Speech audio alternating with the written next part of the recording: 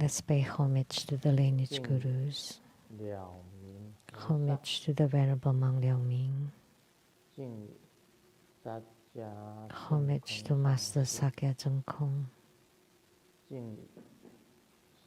homage to His Holiness the 16th Karmapa, and homage to Master Dubden Darji. Let's pay homage to the three jewels of the altar, and homage to the main deity of the group practice tonight,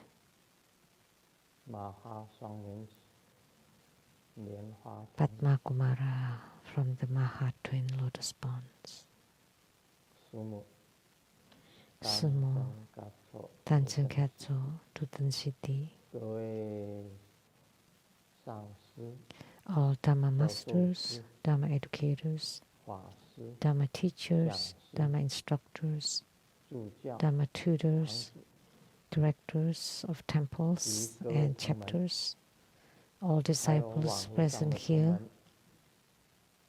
and over the internet. Good evening, everyone. How do you do?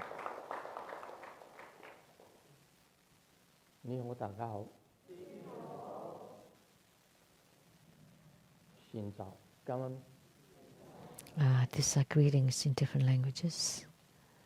Cantonese, Vietnamese, Japanese, Korean, Spanish,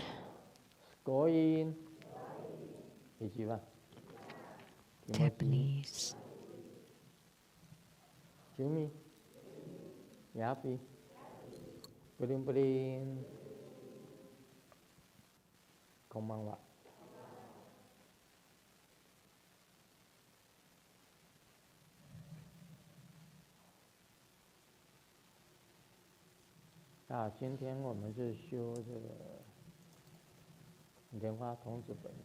Today we practice Padma Kumara, deity yoga.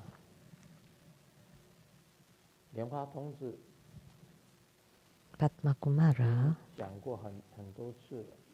has been explained many times. There's no need to talk more about him. Otherwise, it would only be repetitious. Just now, we watched the animation video prepared by D.B. Boye Foundation.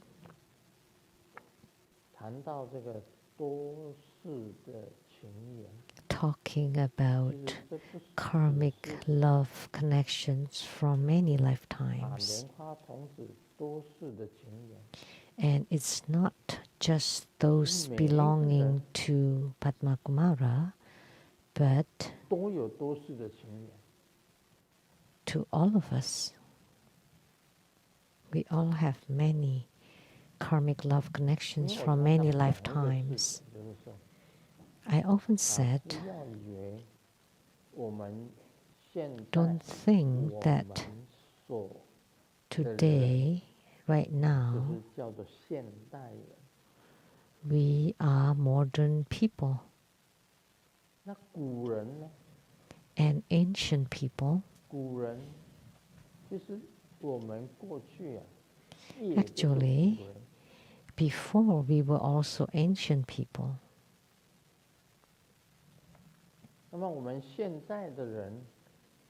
So now these modern people are connected karmically to the ancient people. Every one of us has it. Now we are modern people, but in the future, you will become the future people.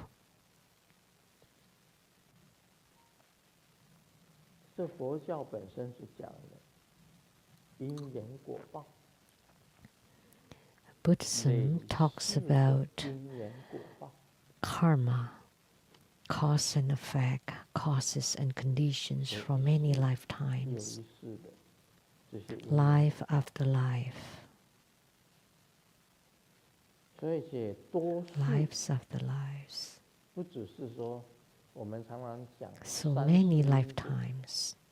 We often talk about three lifetimes. Those are just representative of the past, present, and future. But there are many past lifetimes, and there are also many future lifetimes.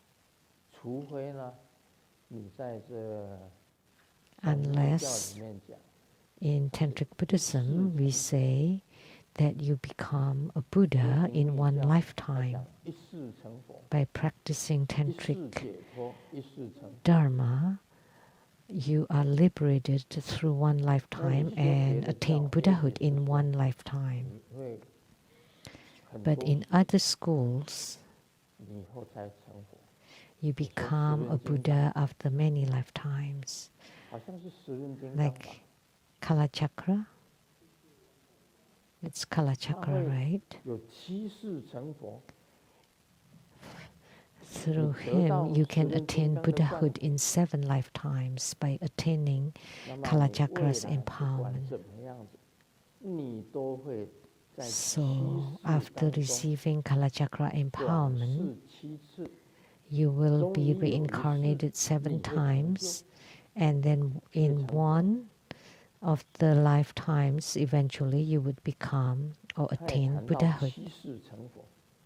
So it talks about Buddhahood in 7 lifetimes. So it showed that previous lifetimes are numerous. So love, karmic connections. Human beings always have lots of feelings and love.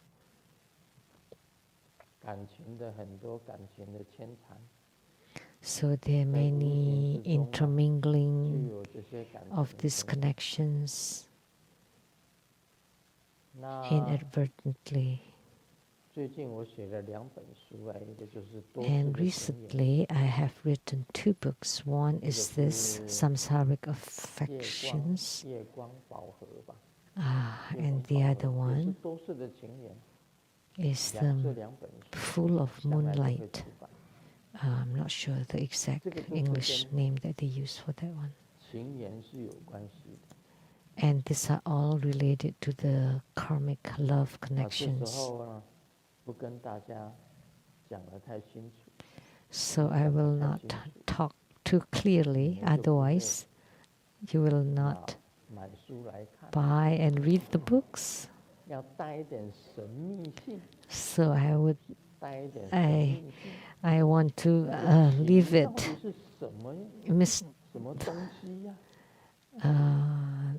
mystical. What is love? There's the saying. Anybody knows?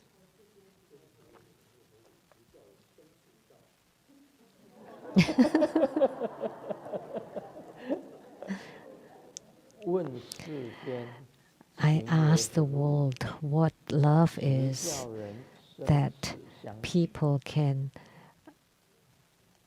live in life and death for it.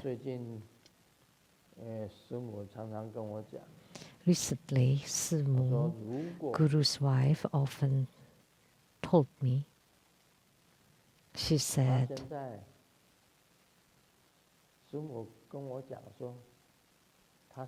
she told me, because she's sick, right? Her body is sick. So it is unavoidable to talk about who's leaving first. Is it me or is it Simu? And Simu said, if Simu leaves the world first, she will be staying around to take care of me. and would be like this. She would be back to give me massages. So I joke with Simu. I will do protection.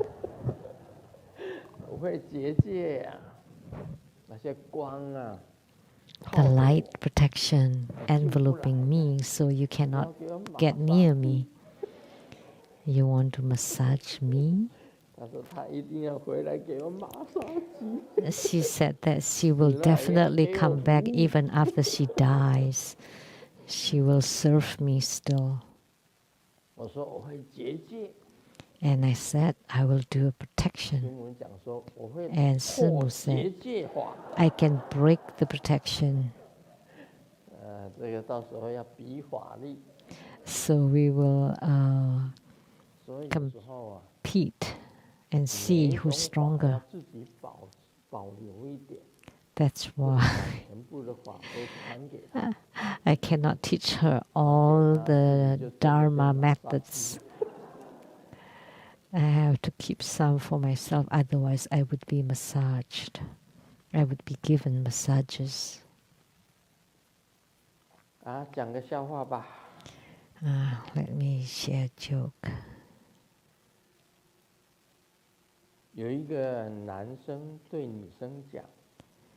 A man told a woman,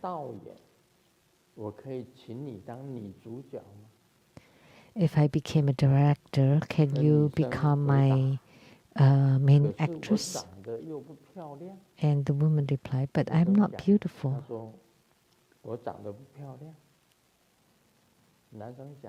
And the man said, no worries, it's a horror movie.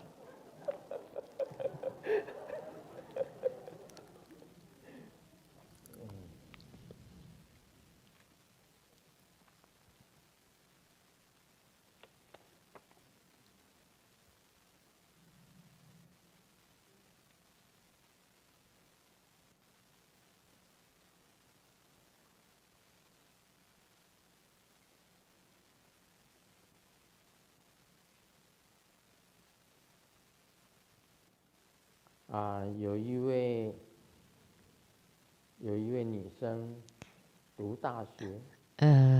lady in college and wrote a letter to her mom to ask for money. And the reason is I have a new boyfriend and been dating 6 times and I have worn all my clothes. So I need a new dress. And mom replied, why don't you just change the boyfriend and then you can wear them again?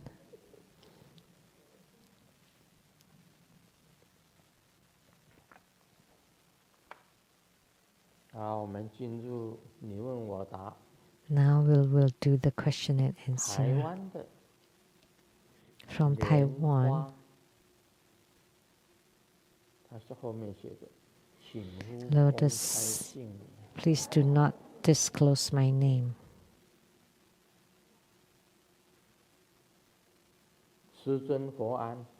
Grandmaster, peace.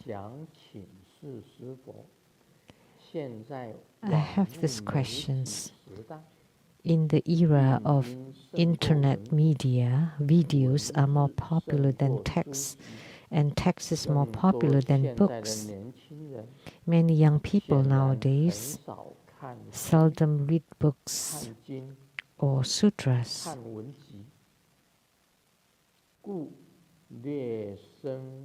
or any writings.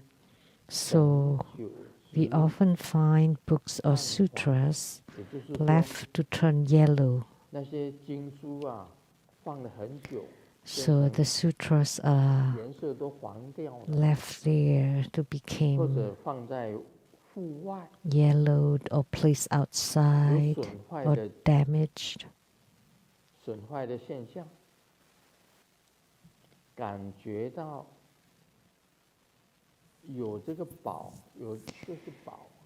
We feel it is such a pity For no one seems to appreciate such a treasure, because the sutras are treasures.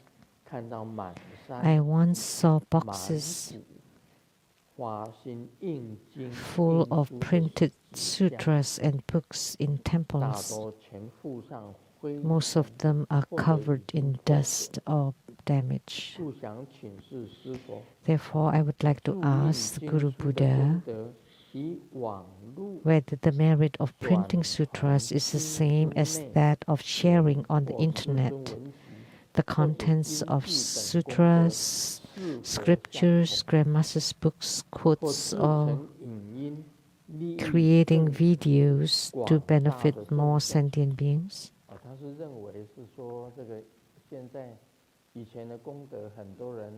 So in the past, people say that by printing sutras and good books and given free for everybody,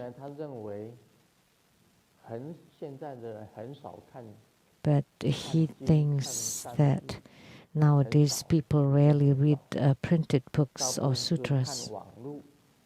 They usually just use the internet or to listen to it.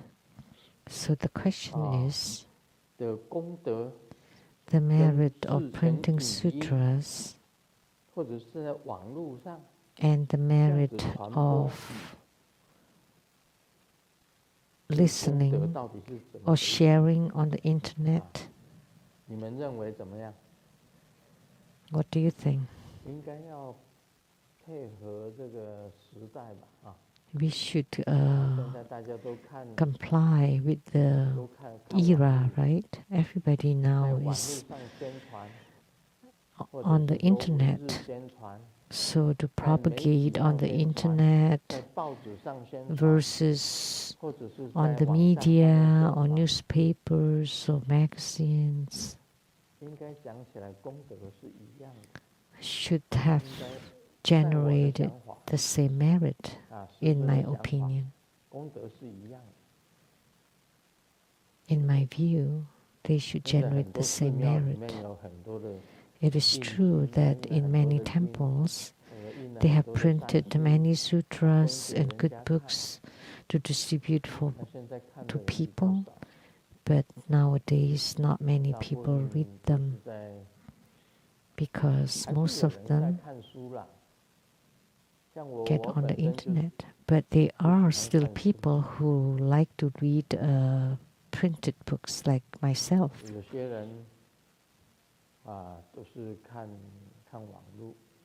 But some people read on the internet, especially younger people. I think the merit should be the same.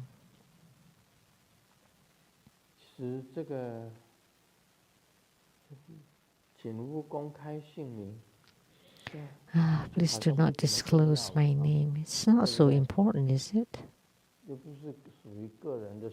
It's nothing personal.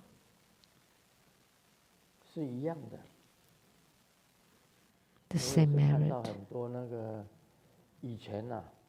In the past,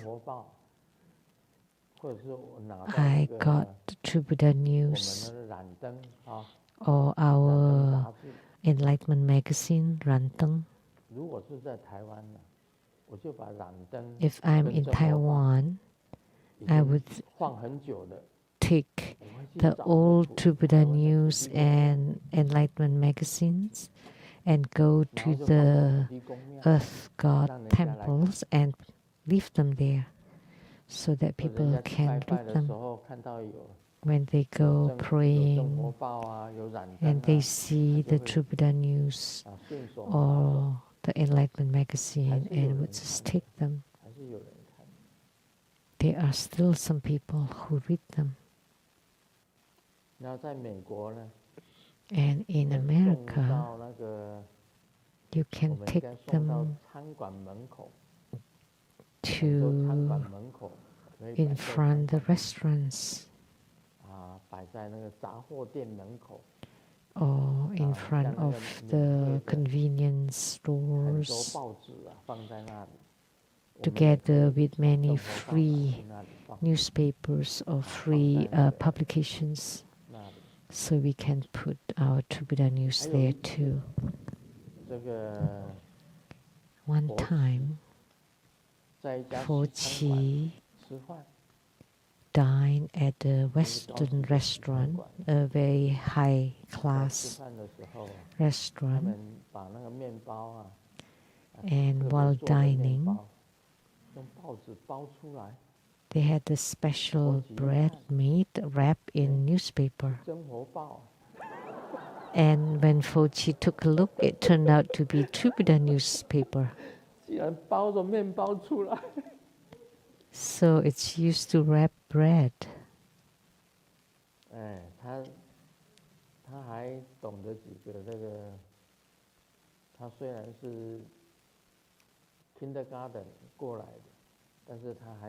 Although he moved here when he was in kindergarten, he understood, or he could recognize a few that was True Buddha News, because there was my photo on it. And it was used to wrap a piece of a loaf of bread at the Western restaurant. So that's also benefiting, widely benefiting sentient beings. So the merit is the same. All kinds of propagations should comply with the era. Media is very important. So through the media or the internet, but books are still important. Some people still read books, like myself. And I gain a lot of knowledge from reading books.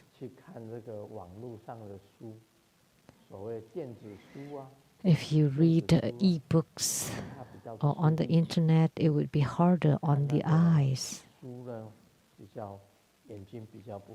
And it's better if you read printed books.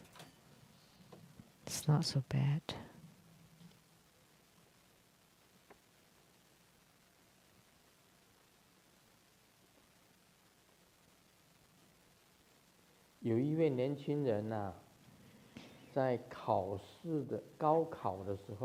A young man took a test on behalf of somebody else and got caught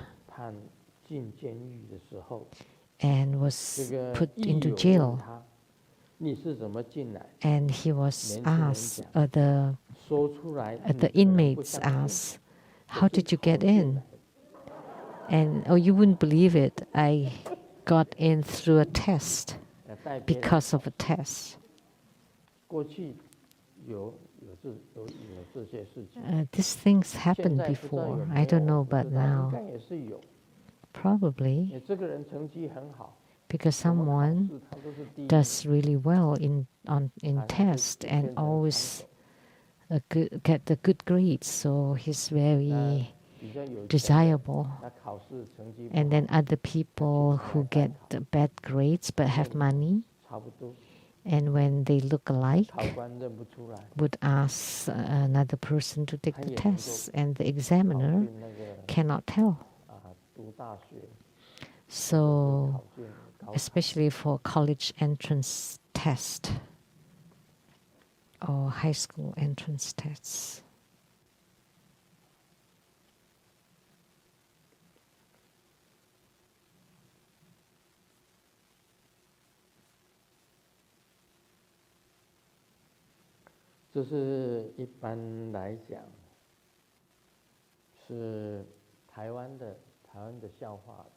This is a joke about Taiwan, only meaningful about Taiwanese.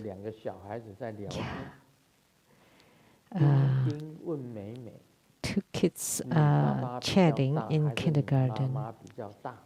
Ding Ding asked Mimi, "Is your dad bigger or mom is bigger?" And Mimi said, "Of course, mom." Why? because when they argued, your dad would say, yeah, this is like your dad. And mom would say, your grandma. Yeah.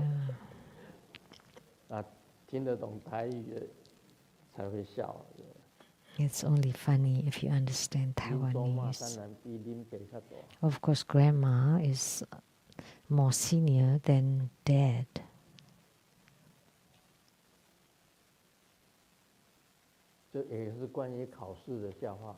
It's also a joke about taking a test. Mom texts her son, take the test with a cool mind. I found your connection, very big support. But you still have to go through the process. And the son replied the text, really? Thank you, Mom. I will take my test. Who's my supporter? And Mom said, Wen Chang Di Jun, which is the God for study.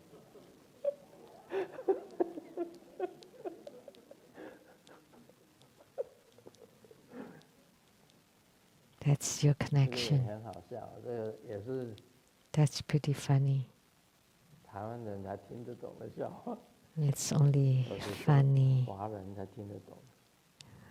for Chinese or Taiwanese. Now we will expound on the Vimalakirti Sutra.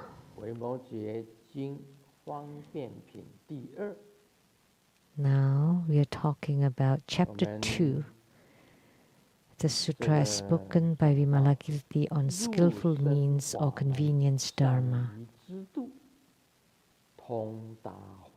Now we are talking about he penetrated the dharma gates, perfected the wisdom, and mastered convenience dharma to fulfill wishes. He understood the mind of sentient beings and their interest, and can clearly discern their varying spiritual capacities. Everybody should understand this text.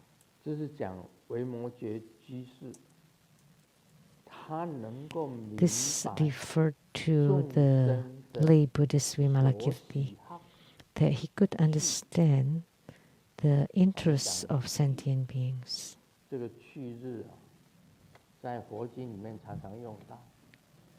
Or the likings.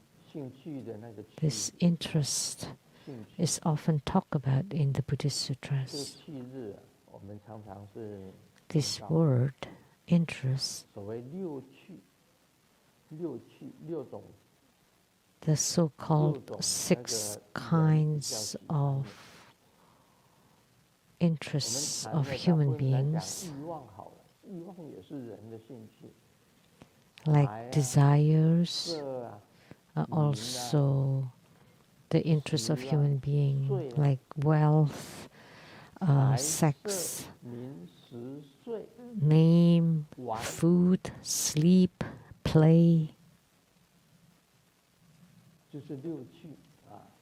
Those are the 6 interests of human beings.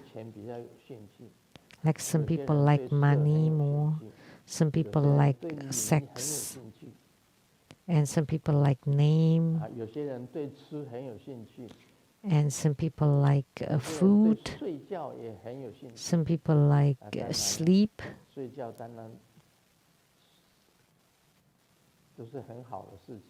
Of course, it's good.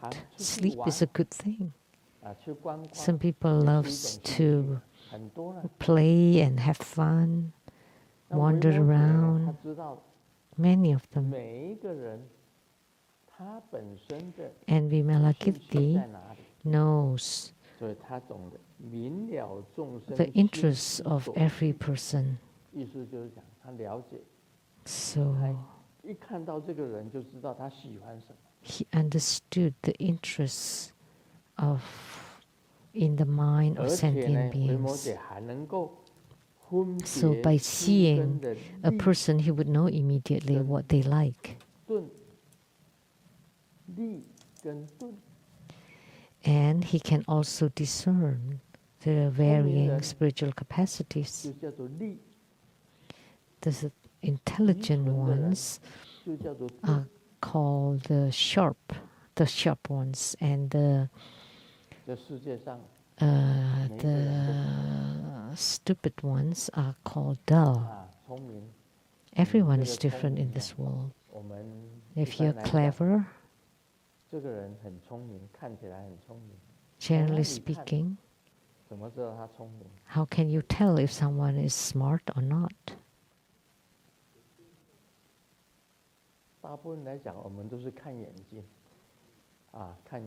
Typically, we look at the eyes. The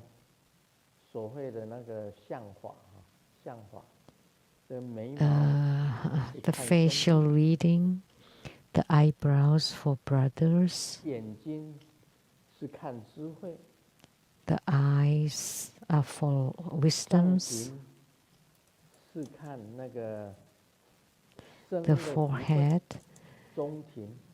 is for the blessings when at youth, and the center part is at the middle age, and at the lower part of the face is for the older age. And here at the temples are about your romances, about your beauties.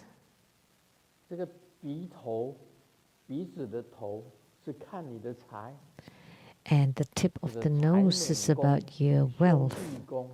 So the hall of wealth, the hall of brothers, the hall of wisdom, and this is the hall of followers and servants. How many people will help you? You can tell from here. And this is the hall of romances.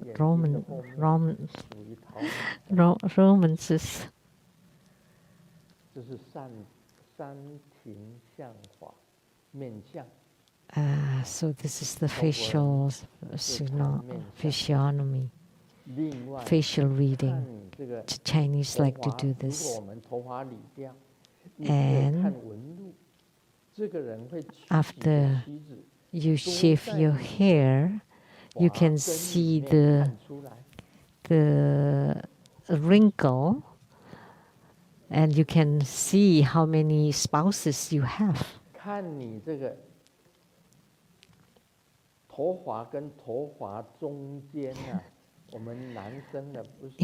Between the hair, there should be like a line, here a line, and here a line. Then it shows how many wives you have. This is a secret. You know, I'm exposing the secret without asking anything from you. But you will be able to tell by looking at it. And the eyebrows, from the eyebrows you can tell how many brothers or sisters. For your wealth, it's the tip of your nose. For your lifespan, it's from your ears. Or this line here, between the nose and the lips, the upper lips. This is called Ren Zong, between the bottom of the nose to the upper lip. So you can tell. There are marks on our bodies. And how many children will you have? We can tell also. And how about your love life? We often look at the palm, the lifeline, the career line, the love line, the intelligent or wisdom line. They're all there. Are you smart or not?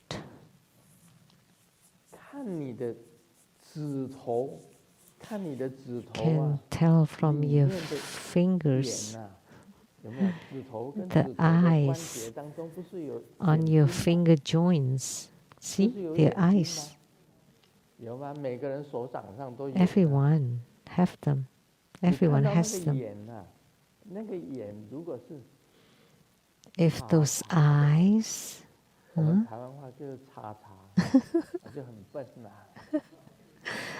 dull, then you're dull. Then you're dumb. But if the eyes have eyelashes on your palms, you have eyelashes on your fingers, and the more lashes there are, the smarter you are. This is also a secret, and it's free for you. I'm sharing it with you. If someone is smart or not, and you can tell from the palms right away. The eyes on your palm. How many eyebrows are there? Then that's smart. But if there are only 2 lines and no lashes, then they're stupid.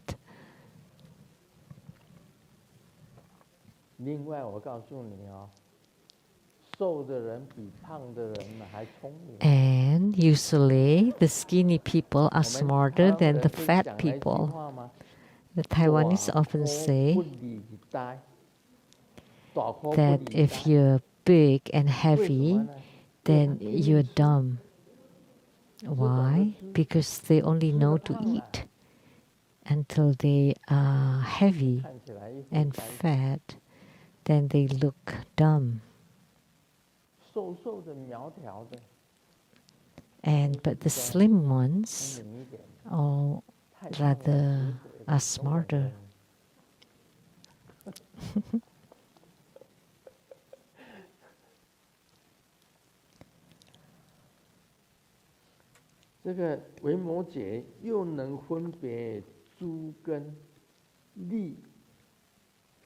So Vimalakirti could discern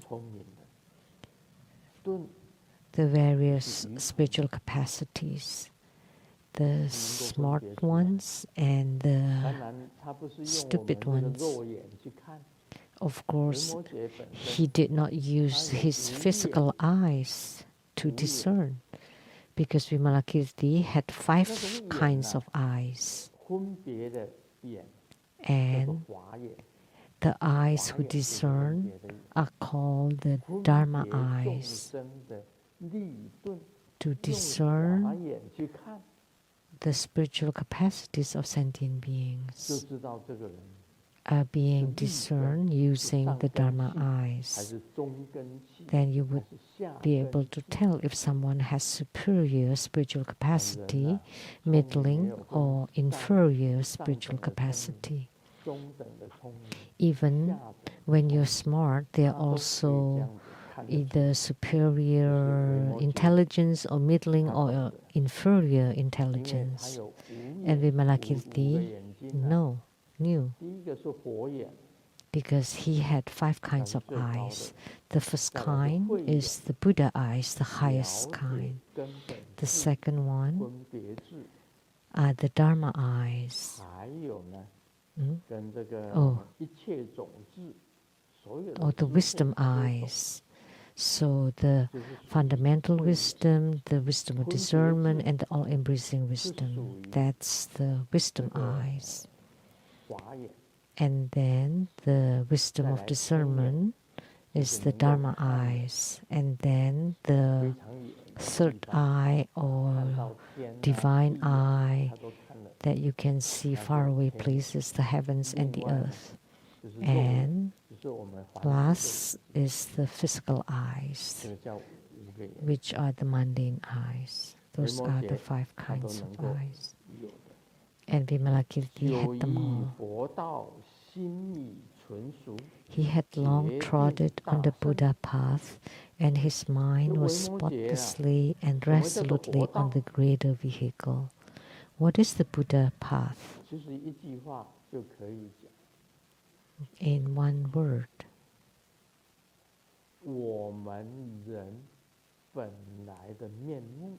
The original face of human beings. That's the Buddha path. What is the Buddha path? Is the original face of human beings.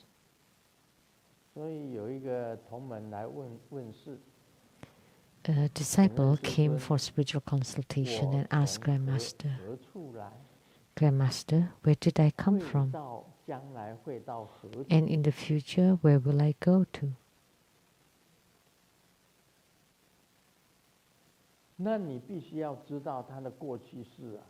Then you would need to know their past lives,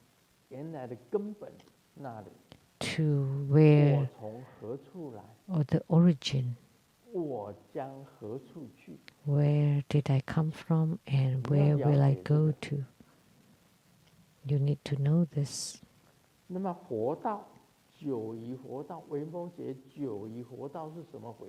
So Vimalakirti had been on the Buddha path for a long time. What does it mean? So the lay Buddhist Vimalakirti was a bodhisattva. And long ago he knew about his original face. And that was the Jinsu Tathagata. And he knew himself that he was the Jinsu Tathagata. That's his original face. And Grandmaster's original face, Grandmaster had also long trodden on the Buddha path, because I know that I was Padmakumara, the lotus youth. And I came from Amitabha Buddhas. Guru Padmasambhava also came from Amitabha Buddha. Sariputra also came from Amitabha Buddha.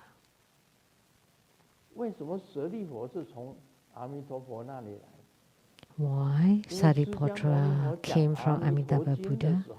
Because when Sakyamuni Buddha spoke on Amitabha Sutra, he spoke to Sariputra directly. He did not talk to any other disciples, but he did talk to Sariputra. So Sariputra came from Amitabha Buddha. Based on his spiritual root and his original face, a sutra would be spoken to the disciple.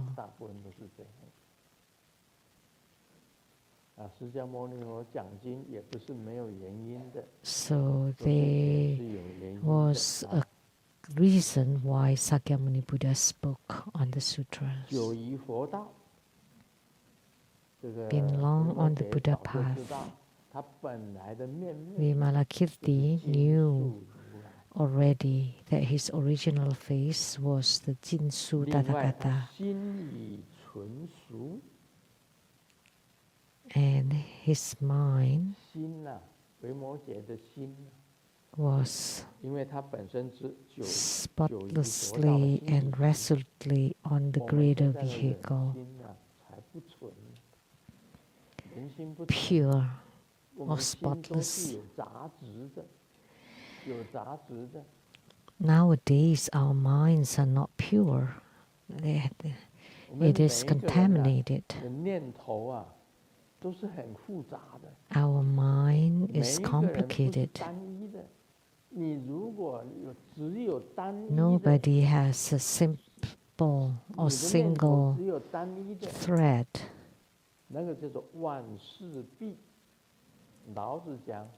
then you can accomplish anything. Lao Tzu said, if you can be single-pointed, then you can accomplish anything. If you only have one mind and you are single-pointed and single-minded to do it without any other distracting thoughts, then you can be reborn in Sukhavati. And then if you can be single-pointed, you will have attainment.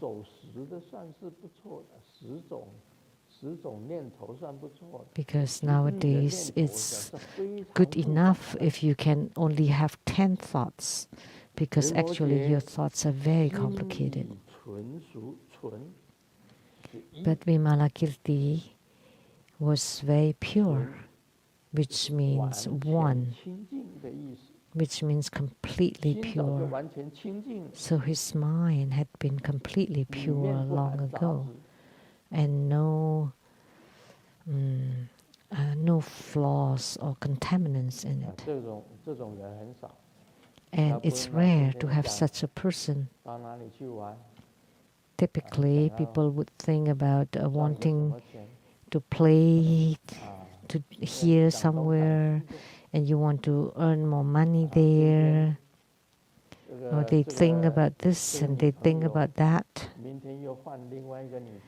And today we have this girlfriend, and then the next day another girlfriend, and then another one. It's keep changing. The same for the woman. They keep changing. That's not pure. But Vimalakirti is pure, spotless.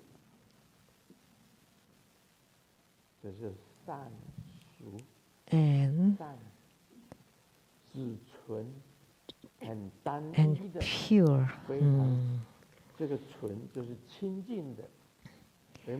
So Vimalakirti's mind is completely immaculate. Only goodness and virtues or good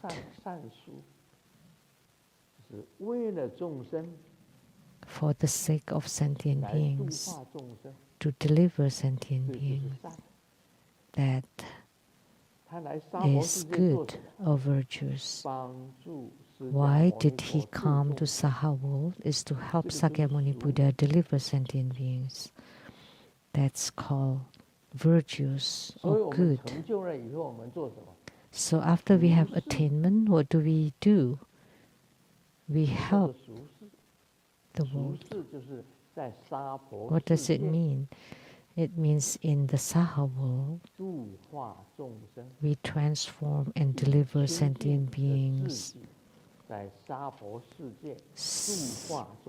So you use your pure self to deliver sentient beings in the Saha world. That's this pure and virtuous means. And resolutely on the greater vehicle. What does this mean?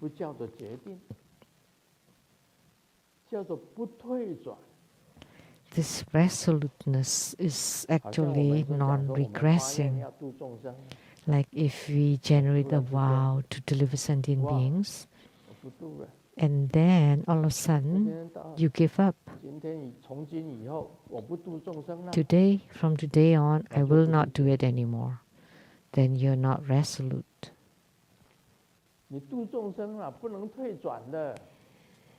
In deliverance of sentient beings, you cannot regress. You cannot go back on your words. You have been ordained, and then you return to home life. That means you regress.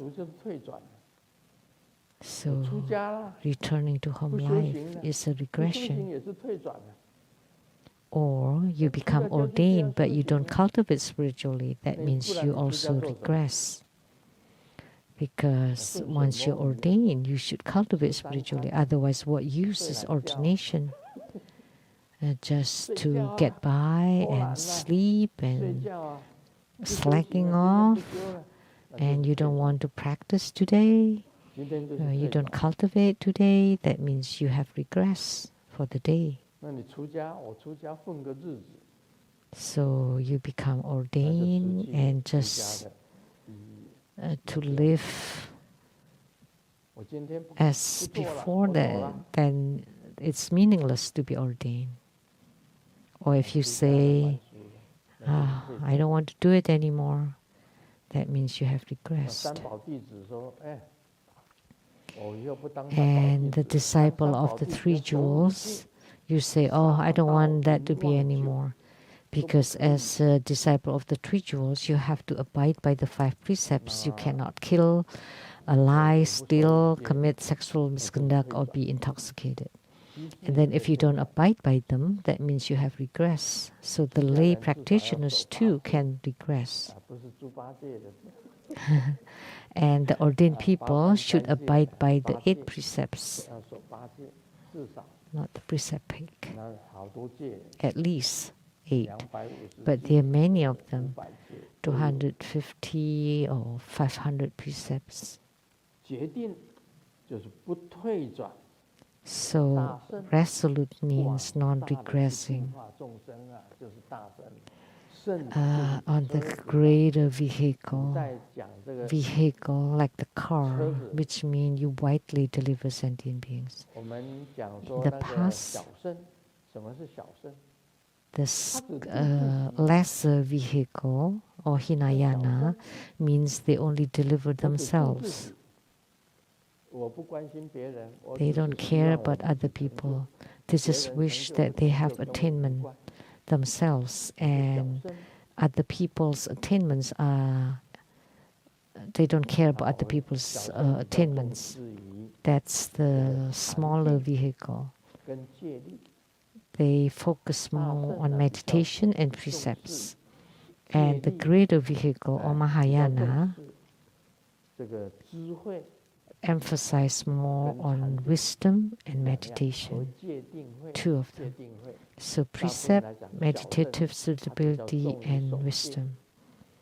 And the Hinayana stress more on abiding by the precepts and meditation. And Mahayana emphasize more on wisdom and also meditation. And Mahayana has different ways to abide by the precepts, but not as strict as the Hinayana, because Mahayana practitioners need to deliver sentient beings, so they blend with the sentient beings.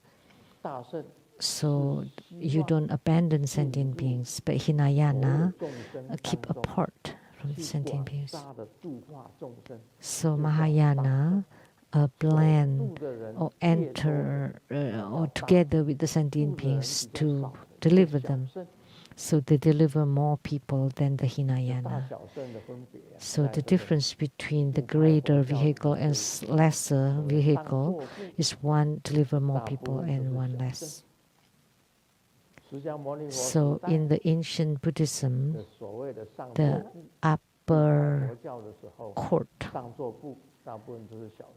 they are typically the Hinayana, and at the greater or middle court would be more Mahayana. So Vimalakirti was non-regressing on his wide deliverance of sentient beings. So that's the greater vehicle. All his actions were based on proper considerations. So everything that Vimalakirti did were based on proper considerations. Generally speaking, every one of us has consideration. Today, the fruits that we ate sweeter or more tart, then you can consider or compare. And when you buy fruits, You can consider which ones are sweeter or more tart.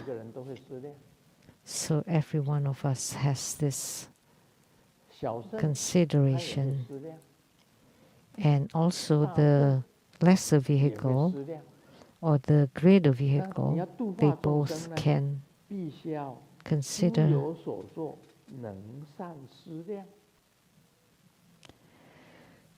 So to deliver sentient beings, you need to consider them well.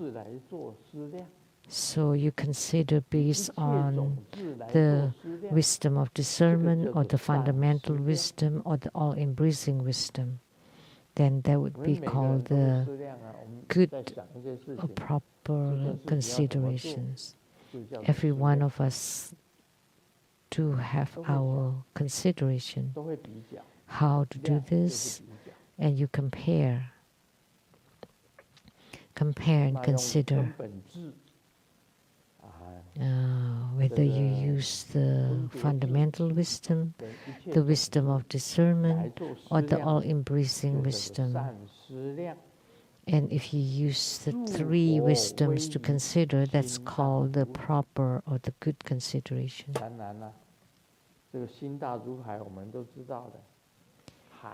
And his mind is as vast as the ocean.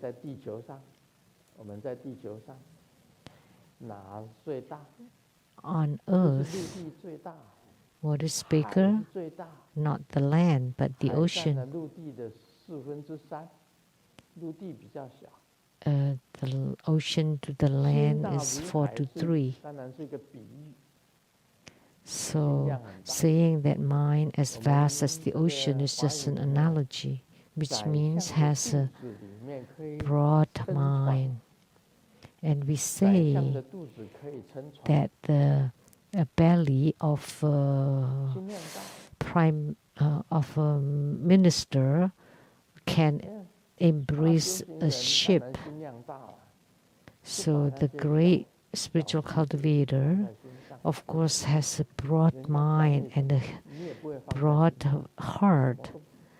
They would not care about little things, and doesn't matter what other people say. Everything doesn't matter.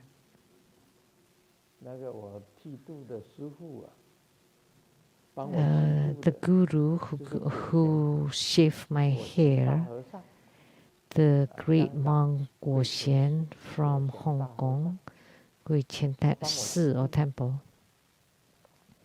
he shaved my head. And he often said this: one is okay, and sometimes it's okay, no big deal. It's fine. He never cared about those. Only that is heart, mind as vast as the ocean. Heart and mind as vast as the ocean.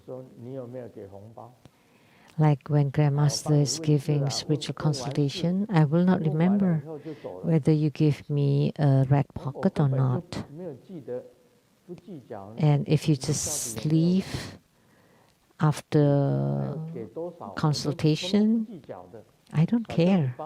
It doesn't matter whether how much you gave, it's inside the red pocket, right? Whether it's $1 or $100, it doesn't matter.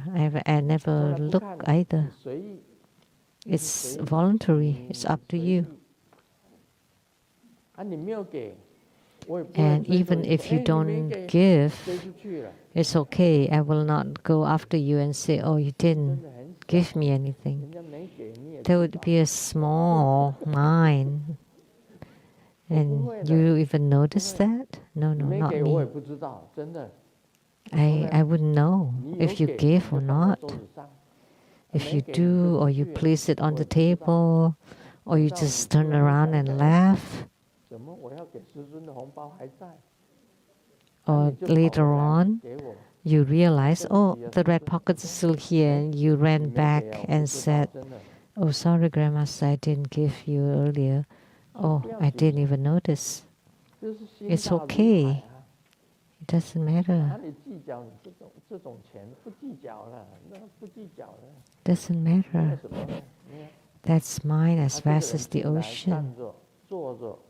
If someone comes, it doesn't matter whether they stand or sit or kneel. It's fine. It's okay. Whether it's fine, whatever you do, standing, sitting, I don't care. There is no rule coming into my spiritual consultation room. None. It's whatever you like, whatever is comfortable for you.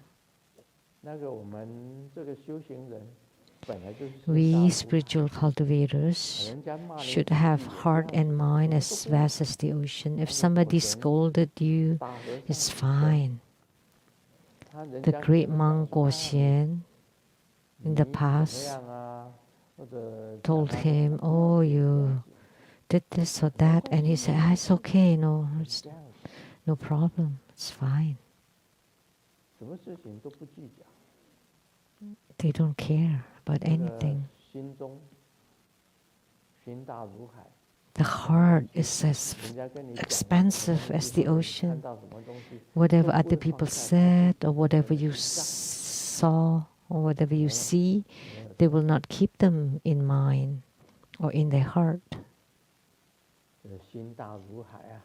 So the heart and mind as vast as the ocean. And spiritual cultivators should be like that. And next, he appeared in the Buddha's impressive bearing. Naturally, in spiritual cultivation, when you reach a certain realm, their movement, their speech, in Tantric Buddhism we say, what they say, everything they say is mantra. The thoughts are visualization. Their movement is all mudra. Any movement and action is a mudra. So this naturally appeared as an impressive bearing. A guru has the bearing of a guru. An ordained person would have the bearing of an ordained person, a monk or a nun. So a monk and a nun also have a certain awe. And the lay practitioner also have the look of an elderly. Like when you're old, then you would have that kind and compassionate look.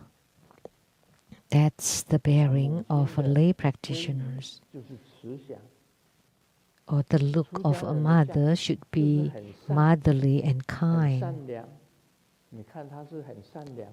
And then the look or the bearing of an ordained person should be kindness.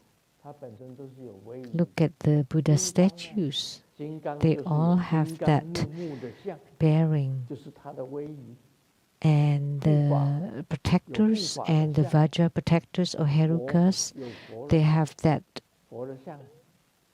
formidable bearing, which is what it should be.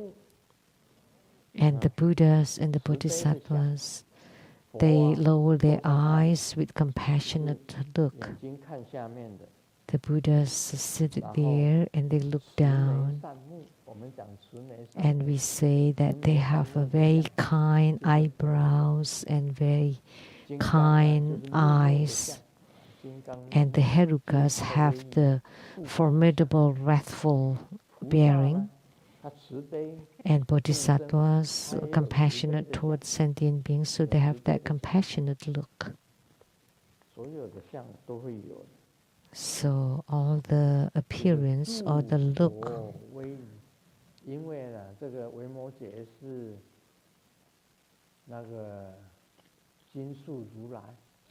So, because Vimalakirti is the Jinsu Tathagata, therefore, he had the appearance of a Buddha's bearing, although he was a lay Buddhist.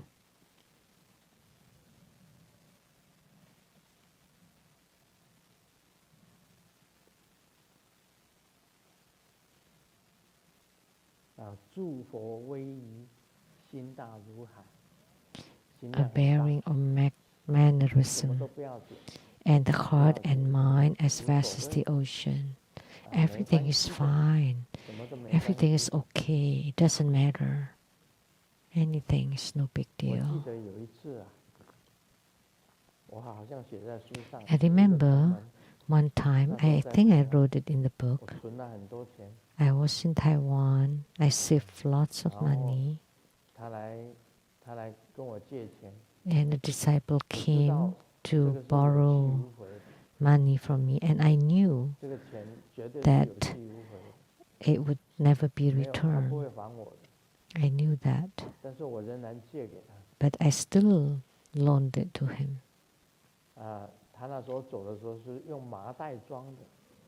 At that time, he used a cloth bag. A rugged bag. And I saw him carrying it on his back. And I've never seen him ever since. So this lay Buddhist, everybody knew him.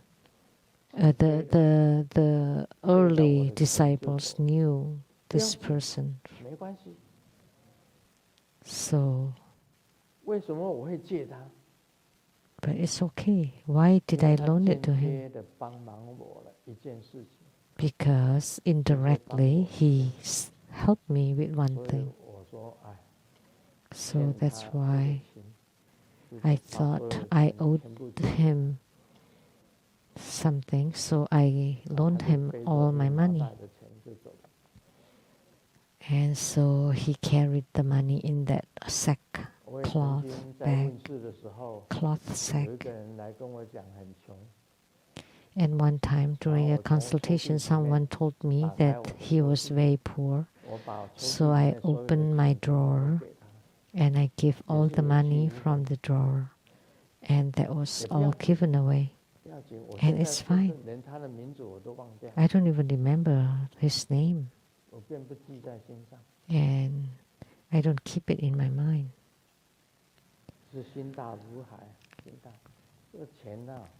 So the heart and mind is vast as the ocean, because money is an external thing. In Malaysia, I was wearing a Rolex watch, and he said, "How could a monk wear a Rolex watch?" And that was the reporter, so I told the reporter, "It's okay whether I wear it or not, so let me give it to you." So I took it off, since you talked about it, that I was a monk and I shouldn't wear a Rolex watch, so I'm giving you this Rolex watch. And he didn't want it. He didn't dare to want it, and he ran away. That happened in Malaysia. But in my mind, if he had wanted it, I would have given it to him. And Teresa Wei told me then, you know, that rock that you wears on your finger, and you said that's a rock, why don't you give it to me? And I said, okay, you can have it. And I was taking it off, and she said, no, no, no. I was just joking. But if at that time she said that, could you please loan it to me to wear, then I would give it to him. It's what's that called? It's ruby It's not a ruby. So if it's a big one, it would be $1 million. That was a little smaller. It's a kind of. It's a kind of jewels, like pink, bright pink, kind of like ruby. See, I can wear or not. It's up to me. See, I only have a watch to see the time.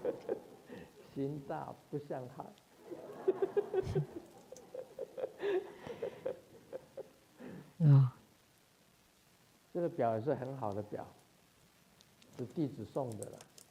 This is also a good watch, or rubelite. That was a rubelite. And this is a good watch given by a disciple. It's Patek Philippe or Piaget?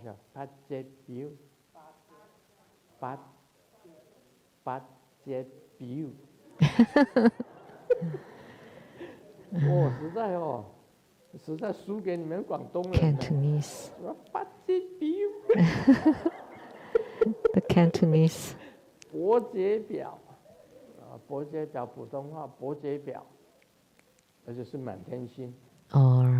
Piaget,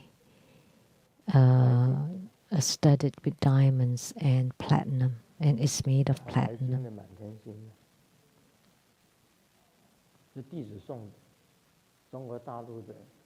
This was given to me by a disciple, a rich disciple from China.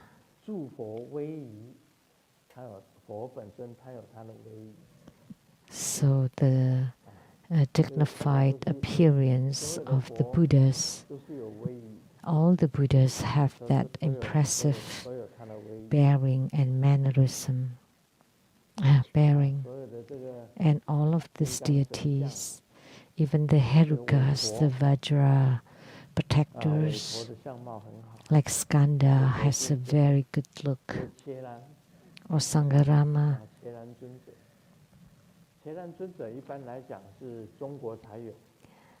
Typically speaking, Sangharama only exists in China because the great master Zizhi, in his meditation, saw this Guanzhong Dijun, the emperor Guanzhong, to brought many soldiers in the netherworld to protect. And from then on, Sangharama is a protector of the temples in China.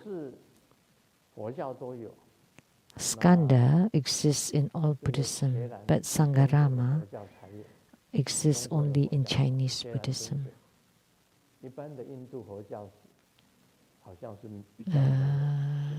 Not so in the Buddhism in India. So they have their own specific bearing. The sculptors can sculpt the appropriate look and bearing. So when you have attainments in your spiritual cultivation, your posture and bearing will naturally appear.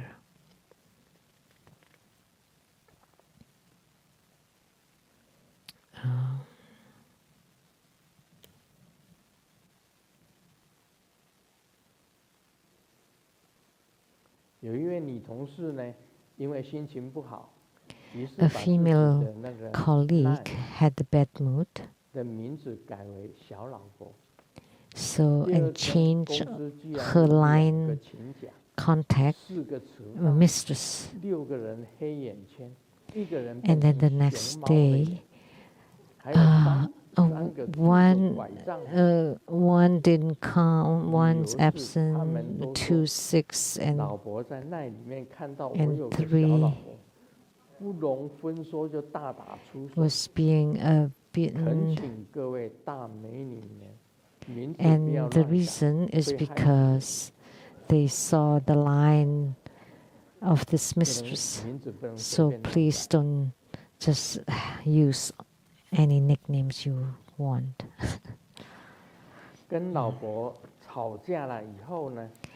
After fighting with the wife, Zhang walked out of the house. And soon after, it was raining hard, and he got completely wet. And the phone rang, and he looked, and it was the wife. And the wife said, "It's raining hard outside, so just come back." And so he's very touched. But the wife added, "I wish the thunder would strike you to death." Om Mani Padme Hum.